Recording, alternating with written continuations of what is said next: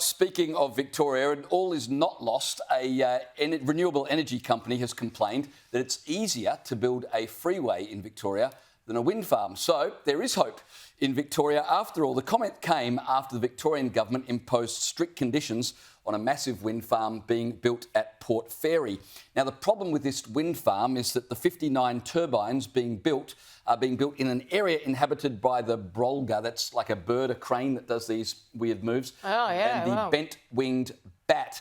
And so the Andrews government has said that these wind turbines need to be spaced far apart, which effectively means instead of having 59 turbines, they'd only end up with about 20, and they have to pause construction every year for 5 months during the birds' breeding season. Now, this is a problem for Victoria, Liz, because they've committed themselves to 95% renewables by 2035. It's a case of how much of the environment do we destroy in order to save the environment? I thought this was a national emergency, though, a worldwide, a cosmos emergency. If we are trying to save the planet, who cares about birds right now? You'd think they'd be putting these turbines in the ground no matter what. And this guy who's whinging because he can't get his wind farm done, I'm like, good, Andrew, it should be easier to build a highway than a wind farm because we actually need highways. But surely this is every Conservative's ultimate nightmare.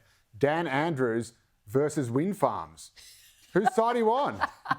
Like, we are through the looking glass here, people. This is the twilight zone once you get into that This is the territory. twilight zone. But, there's also all these companies going around greenwashing. We don't even know if they're building wind farms or not. And by the way, all these farmers opposing wind farms, I reckon they're the same NIMBYs that opposed the coal seam gas that led to the energy crisis that we're in the first place. No, leave the farmers alone, Joe. You've got all these companies who are going up pretending they're green, but the good news is for all the people who don't believe climate change is real, they're not actually doing anything. So you've got 73% concerning claims reviews by the ACCC in the cosmetic industry, 64 in energy companies, 60 in clothing and footwear, and another 60 in food and drink. But the good news for you guys who are worried about this whole climate industry is the climate industry has set up a climate industry body to look into the climate claims of the climate industry. It's called Responsible Investment Association Australia. What a great job creation scheme If that the is. ACC are so concerned about the claims being made by businesses, maybe the ACCC should look at claims by Chris Bowen,